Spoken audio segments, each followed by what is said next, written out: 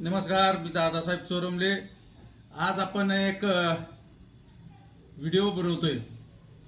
आपल्या सर्वांना माहिती आहे की मध्यंतरी पुणे मुंबई द्रुतगती महामार्गावरील मिसिंग लिंक प्रकल्पावरती दरड कोसळली आणि प्रचंड मोठ्या प्रमाणावरती पाऊस झाल्यामुळे ही दरड खरं तर कोसळली आणि दरड कोसळल्याचा व्हिडिओ सोशल मीडियावरती खूप मोठ्या प्रमाणावरती व्हायरल झाला आणि व्हायरल झाल्यानंतर खरं तर विरोधकांनी राज्य सरकारवरती जोरदार टीका केली.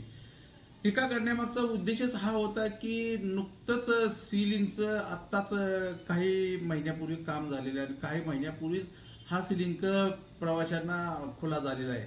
आता या पार्श्वभूमीवरती मुख्यमंत्री देवेंद्र फडणवीस यांच्यावरची जी विरोधकांनी जी टीका केली ती मुख्यमंत्री देवेंद्र फडणवीस यांना खूप जिव्हारी लागली आणि म्हणून मुख्यमंत्री देवेंद्र फडणवीस यांनी काल विधानसभेमध्ये विरोधकावरती जोरदार हल्ला चढवला. हल्ला चढवत असताना त्यांनी त्यांची जी भाषा होती ती भाषा खूप अशी उच्च दर्जाची होती. ते काय म्हणाले, 1 कोटी खोटारडे मेल्यानंतर हे लोक पैदा झाले आहेत. माझी बदनामी करा पण महाराष्ट्राची बदनामी मी सहन करून घेणार नाही, कोणालाही सोडणार नाही, असा इशारा जणू काय त्यांनी सर्व विरोधकांना दिला. त्याचबरोबर भाडेके टट्टू असाही त्यांचा त्या ठिकाणी उल्लेख केल्याचा आपल्याला पाहायला मिळालं. खरं तर आता राजकारण करत असताना विरोधक एकमेकावरती टीका करत असतात, परंतु ती टीका देवेंद्र फडणवीस यांना खूप जिव्हारी लागली आणि या वक्तव्यावरून त्यांच्या वक्तव्याचे आज रिॲक्शन आज विरोधी पक्षाच्या विविध नेत्यांनी मुख्यमंत्र्यांवरती आज पलटवार केल्याचं आपल्याला पाहायला मिळालं. आपल्याला माहिती आहे की मनसे अध्यक्ष राज ठाकरे यांनी रेल्वे कामगार सेनेच्या वर्धापन दिनानिमित्त जो आयोजित केलेला होता कार्यक्रम, या कार्यक्रमामध्ये मुख्यमंत्री फडणवीस यांच्यावरती त्यांनी टीका केली. मिसिंग लिंक प्रकरणावरती विरोधकांनी प्रश्न उपस्थित केले तर त्याला तुम्ही राजकारण म्हणता, पण पूर्वी इतरांच्या काळात आंदोलनं झाली तेव्हा तुम्ही त्याला राजकारण का म्हटलं नाही, स्वतःच्या अंगाशी आलं की त्यालाच राजकारण म्हणतात, असा पलटवार टोलाही राज ठाकरे यांनी लगवला. महाराष्ट्राचा अपमान मी सहन करणार नाही असंही त्यांनी स्पष्ट केले आणि त्यांनी सांगितलं, अरे वा, महाराष्ट्राचा अपमान म्हणजे सहन करणार नाही म्हणजे मिसिंग लिंकवरून विरोधकांनी टीका केली म्हणजे काय, तो महाराष्ट्राचा अपमान होतो की काय, अशा एकेरी शब्दात राज ठाकरे यांनी देखील मुख्यमंत्री देवेंद्र फडणवीस यांना सुनावलं. एवढ्याच राहिल्यानंतर शिवसेनेचे ज्येष्ठ नेते माजी मंत्री भास्कर जाधव म्हणाले, तुम्ही म्हणजे महाराष्ट्र नाही. मुख्यमंत्री शिवसेना उद्धव बाळासाहेब ठाकरे यांचे अतिशय धडाडीचे शिलेदार म्हणून भास्कर जाधव ओळखतात. मुख्यमंत्र्यांच्या विधानाला प्रत्युत्तर देताना ते म्हणाले, तुम्ही म्हणजे महाराष्ट्र नाही, अशा स्पष्ट शब्दात भास्कर जाधव यांनी देवेंद्र फडणवीस यांना सुनावले. ते तेवढ्यावर थांबले तर ते पुढे काय म्हणाले की तुम्ही विरोधी पक्ष नेते असताना उद्धव ठाकरे सरकारवरती किती आरोप केले. कोविड काळात सकाळी आशिष शेलार, 11 वाजता प्रवीण दरेकर, दुपारी चंद्रकांत पाटील, संध्याकाळी स्वतः फडणवीस पत्रकार परिषदा घेत होते आणि तत्कालीन मुख्यमंत्री उद्धव ठाकरे यांच्यावरती आपण बेछूट आरोप करत होता, तेव्हा महाराष्ट्राचा अपमान होत नव्हता का, असा सवालही भास्कर जाधव यांनी त्यांना विचारला. आता याच्यावरतीच प्रतिक्रिया देताना काँग्रेसचे प्रदेशाध्यक्ष हर्षवर्धन सपकाळ काय म्हणतात बघा.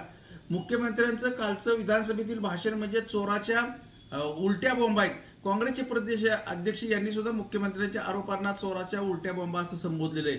ते म्हणाले, वेगळा विदर्भ झाल्याशिवाय लग्न करणार नाही असं आपण म्हणाला होता, नाशिकमध्ये ढगफुटी होईल असे मुख्यमंत्री म्हणाले होते, मात्र तसं झालं नाही. मग खोटं कोण बोलतं, महाराष्ट्राने देवेंद्र फडणवीस आपण खूप खोटं बोलता हे अख्ख्या महाराष्ट्राने ओळखलेलं आहे आणि असा टोला हर्षवर्धन सपकाळ यांनी मारला. कारण का अनेक वेळेला राज्याचे मुख्यमंत्री देवेंद्र फडणवीस हे वेगवेगळ्या मंचावरती जातात, त्यावेळेला काहीतरी आश्वासने देतात आणि ते आश्वासने त्यांच्याकडनं पाळली जात नाहीत. अनेकदा त्यांच्यावरती खोटारडेपणाचा आरोप झालेला आपल्याला पाहायला मिळतो.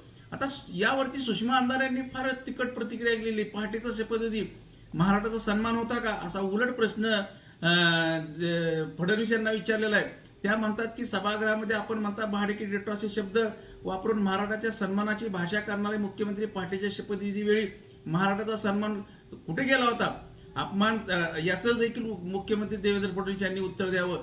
भ्रष्टाचाराचे आरोप केले, सोबत सत्तेत त्यांना घेऊन गेला, राष्ट्रवादीवरती अनेक खोटे नाटे आरोप केले, त्यांना पुन्हा सत्तेत सामावून घेतलं आणि याच्यावरती कहर म्हणून अमोल मिटकरी माझे आमदार आहेत राष्ट्रवादी, ते त्यांनी सुद्धा तिकट प्रतिक्रिया व्यक्त केलेली आहे. ते तटकरे ते अमोल मिटकरी काय म्हणतात, मिसिंग लिंक प्रकरणामध्ये मुख्यमंत्री देवेंद्र फडणवीस आणि उपमुख्यमंत्री एकनाथ शिंदे यांचं योगदान आहे, असं काल वाक्य देवेंद्र फडणवीस यांनी विधानमंडळामध्ये केलं. हे वाक्य आम्हाला बिलकुल मान्य नाही.